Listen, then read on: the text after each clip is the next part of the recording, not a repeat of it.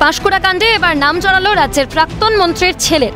মঙ্গলবার Panskura super speciality হাসপাতালে যান জয়েন্ট প্ল্যাটফর্ম অফ ডক্টরস ও অভয় মঞ্চের ৮ প্রতিনিধি। অস্থায়ী কর্মীদের সঙ্গে কথা বলার পর প্রতিবাদ মিছিল করেন তারা, দেন আইনি পরামর্শ।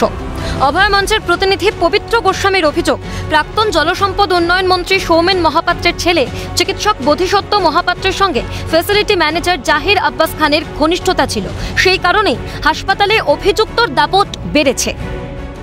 ডাক্তার বোধিসত্ত্ব মহাপাত্রর নাম নির্দিষ্টভাবে আসছে। আমি নক্কারজনক যে তিনিও একজন চিকিৎসক, তিনি বোধহয় সম্ভবত মন্ত্রীর পুত্র।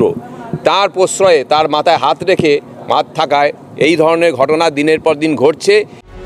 প্রাক্তন মন্ত্রী সৌমেন মহাপাত্রের দাবি, বোধিসত্ত্ব মহাপাত্রের সঙ্গে পাঁশকুড়া সুপার স্পেশালিটি হাসপাতালের কোনো সম্পর্ক নেই, রাজনীতি করার জন্যই তাদের নাম জড়ানো হচ্ছে। অভয় মঞ্চের প্রতিনিধিদের সরাসরি চ্যালেঞ্জ ছুড়ে দেন তিনি, তাদের মুখোমুখি দেখা করার বার্তা দেন, দেখা না করলে পদক্ষেপ গ্রহণের হুঁশিয়ারি। আসলে পলিটিক্সটা করার জন্য এখানে ওনারা এসছেন। আর জাহির বলে যে ছেলেটি আজকে এইসব কাণ্ডের সঙ্গে যুক্ত, সে করে কোথায়? সুপার স্পেশালিটিতে। তাহলে তার সঙ্গে বোধিসত্ত্ব মহাপাত্রের যোগটা কোথায়? অভিযুক্ত জাহির আব্বাস তৃণমূলের বড় নেতা, কটাক্ষ রাজ্যের বিরোধী দলনেতা শুভেন্দু অধিকারীর।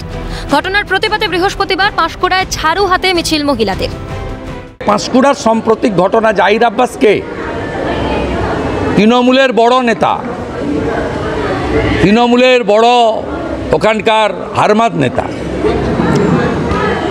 তার মহিলাদের শ্লীলতাহানি এবং ধর্ষণ করার জন্য স্বাস্থ্যকর্মীদের আলাদা রুম ছিল। ভাবতে পারেন কোন রাজ্যে আমরা বসবাস করি? স্বাস্থ্যকর্মীকে ধর্ষণের অভিযোগে পুলিশি হেফাজতে পাঁশকুড়া সুপার স্পেশালিটি হাসপাতালের ফ্যাসিলিটি ম্যানেজার জাহির আব্বাস খান। ঘটনায় বিস্ফোরক অভয় মঞ্চের প্রতিনিধিরা। তবে কি সত্যি প্রাক্তন মন্ত্রীপুত্রের সঙ্গে কোনো রকম যোগসাজশ রয়েছে অভিযুক্ত জাহির আব্বাসের? মন্ত্রীপুত্রের ছত্রছায়ায় থেকেই কি হাসপাতালে জাহিরের আধিপত্য জাহির? পূর্ব মেদিনীপুর থেকে রমেন মাইতির রিপোর্ট, ক্যালকাটা নিউজ।